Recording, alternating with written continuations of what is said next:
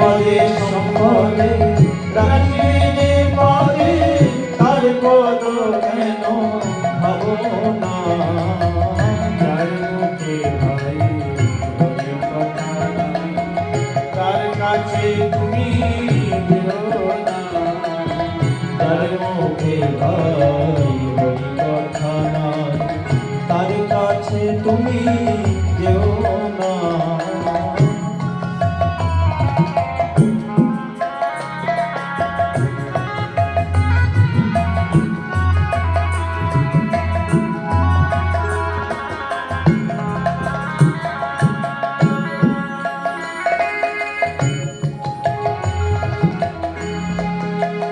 কেবল হরি কথা কয়, হরি গুণ গাও, হরি নাম রসে সদা মত রহে। কেবল হরি কথা কয়, হরি গুণ গাও, হরি নাম রসে সদা মত রহে।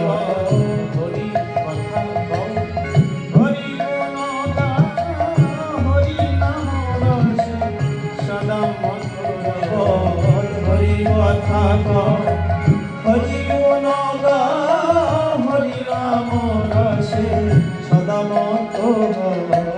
হরি গুণ গীতি গাও, গীতি গীতি অন্য কোন গীতি দেব না। হরি গুণ গীতি গাও, গীতি গীতি অন্য কোন গীতি গেও না। যার মুখে ভাই হরি কথা নাই, তার কাছে তুমি যেও না। যার মুখে ভাই হরি কথা নাই, তার কাছে তুমি যেও না।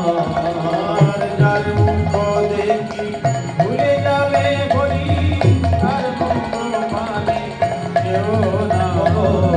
যার মুখ দেখি ভুলে যাবে হরি, তার মুখ পানে যেও না। যার মুখে ভাই হরি কথা নাই, তার মুখ পানে যেও না।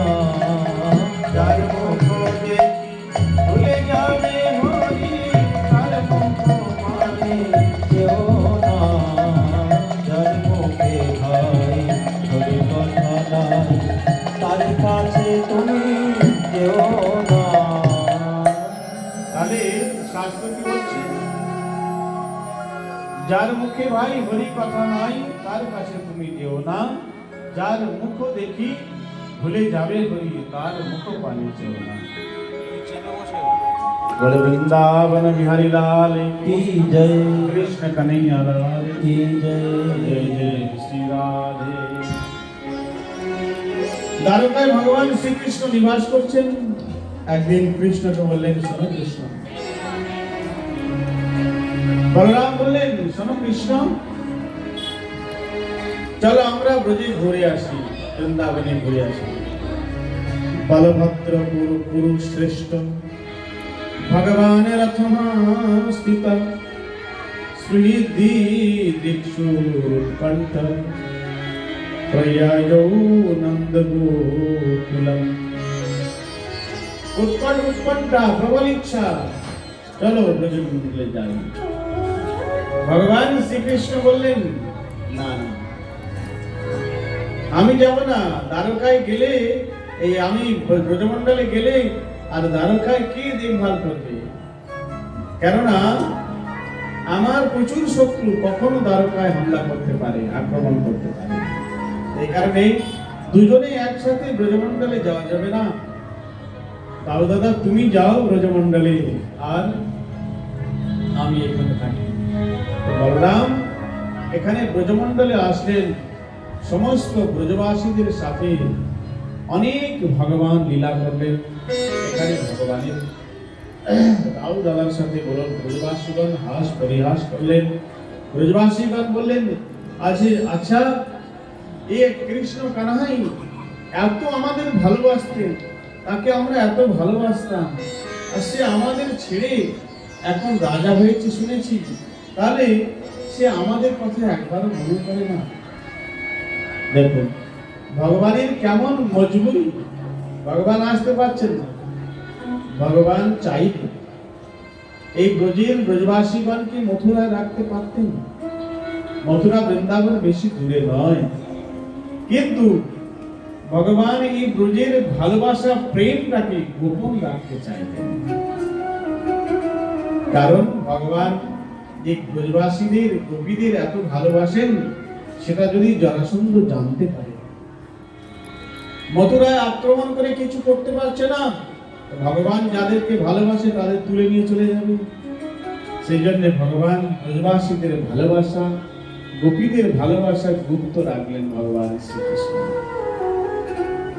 আর ভগবান চাইলেও মথুরা মণ্ডলে এই ব্রজবাসীদের একটা নগর বানিয়ে রাখতে পারতেন, কিন্তু ব্রজের যে ব্রজমাধুরী সেটি মথুরায় আনলে ভগবান ভাবছেন যদি আমি ব্রজবাসীদেরকে নিয়ে আসি, এখানে আমি কংস বধ করার পরে সবাই আমার রাজ তিলক করেছে, সবাই আনন্দে আত্মহারা, আরে কৃষ্ণই মহাবীর, আমাকে সবাই সেইভাবে সম্মান করে, আমার ঐশ্বর্য লীলা এখানে দেখেছে। আর সবার যাদবের মাঝখানে যদি আমি বসে থাকি, সেই সময় ব্রজবাসী যদি মধুমঙ্গল এসে বলে চল কৃষ্ণ চল কবাডি খেলবো চল, কেমন লাগবে? মথুরা লীলা, দ্বারকা লীলা ভগবানের ঐশ্বর্য প্রধান লীলা। এখানে ব্রজবাসী ভগবান নিয়ে আসেননি, চাইলেও ভগবান আনতে পারবেন না ব্রজবাসী। ওই জন্যে কোন বড় একজন সাধু বা সন্ন্যাসী, এখন বাড়ির লোক তারা যদি সাধু সঙ্গ না করে, বাড়ির লোক যদি সাধু সঙ্গ না করে, তাহলে সে যদি বাড়ি যায় তো এই দুই করে কথা বলবে না, বলবে না। কিন্তু যখন সে নিজের মহলে থাকবে, নিজের শিষ্য পরিবারের সাথে থাকবে, সেই সময় যদি বাড়ির লোক গিয়ে বলে এই দুই করে কথা বলে, কেমন লাগবে? রসভঙ্গ হবে না? হ্যাঁ, ওই জন্যে ভগবান এই ব্রজের প্রেমটাকে সাবধানতা অবলম্বন করার জন্য ভগবান গেলেন না। যেখানে ভগবান, এখানে বিরহে, এই ব্রজবাসীদের বিরহে ভগবান শ্রীকৃষ্ণ কখনো কখনো অচৈতন্য হয়ে পড়ে যান। এই যে জগন্নাথ দেবের যে রথযাত্রার যে লীলাটা, ভগবানের এরকম রূপ, জগতের মানুষ যারা না জানে জগন্নাথ দেবের চোখ বড় বড়, হাত নেই, কেন এই রূপ? ভগবানের রাধারানীর অদর্শনে যে বিরহ ব্যথা তৈরি হয়েছে, সেই বিরহের সেই ভাবটি হচ্ছে জগন্নাথ। একবার দ্বারকাতে ভগবান শ্রীকৃষ্ণ অচৈতন্য হয়ে গিয়েছে, বেহুশ হয়ে গিয়েছে। সেই সময় নারদ আদি, তুম্র আদি সবাই এসেছে যে কৃষ্ণের নিদ্রা ভঙ্গ কে করবে। নারদ সবাইকে বললেন, শোনো, কৃষ্ণ অচৈতন্য হয়েছে কি কারণে? বলে বারবার ঘুমন্ত অবস্থায় হে রাধে হে রাধে হে রাধে হে রাধে বলতেই থাকে কৃষ্ণ। আর সেই আমার কোথায় নন্দ বাবা, কোথায় যশোদা মা, কোথায় ব্রজবাসী, কোথায় গোপিকাগণ, এই কথা সবসময় কৃষ্ণ ভাবতে থাকেন, তার কারণে অচৈতন্য হয়ে গিয়েছে। নারদ বলছে, শোনো শোনো, এই কৃষ্ণের এই যে কৃষ্ণ অচৈতন্য হয়েছে, কৃষ্ণ যদি আমরা তার চেতন অবস্থায় আনি, কৃষ্ণ এখানে দাঁড়াবে না, সোজা চলে যাবে কোথায়? সোজা চলে যাবে বৃন্দাবনে।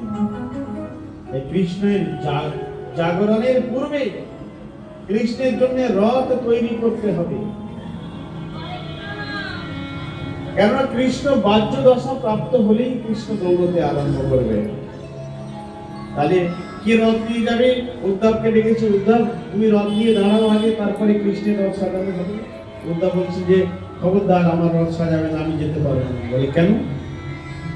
বলে আমি কি করে যাব? আমি ব্রজবাসীদের বচন দিয়েছিলাম, তোমাদের কৃষ্ণকে আমি ব্রজমণ্ডলে অবশ্যই পাঠাবো। কৃষ্ণকে আমি কখনো পাঠাতে পারিনি। আমি আগে গিয়ে যদি নন্দ বাবাকে বলি, ব্রজবাসীদের বলি তোমার দাদা আসছে, কৃষ্ণ আসছে, সবাই দূর দূর করে তাড়িয়ে দেবে, বলে যাও তুমি মিথ্যাবাদী, তোমার কথার কোনো দাম নেই। বলরামকে বললেন, বলরাম দাও দাদা, তুমি যাও আগে আগে। বলছে, আমিও ব্রজমণ্ডলে গিয়েছিলাম, ব্রজবাসীদের সাথে অনেক খেলা করেছি, কিন্তু ব্রজবাসীদের বলেছিলাম আমি কৃষ্ণকে পাঠাবো, কিন্তু কৃষ্ণ যায়নি। তাই কৃষ্ণ যদি বাহ্য দশা প্রাপ্ত হয় আর আমি যদি আগে আগে যাই, ব্রজবাসীরা আমাকে মিথ্যাবাদী বলবে, তাই আমিও যাব না। অক্রুরকে বললেন, অক্রুর না, আমিও যাব না। সুভদ্রা বললেন, আমি যাব, আমার রথ তৈরি করে দাও। সুভদ্রা রথ আগে তৈরি করে দিলেন, আর এইবার নারদ কিনা যন্ত্রের দ্বারা নারায়ণ নারায়ণ নারায়ণ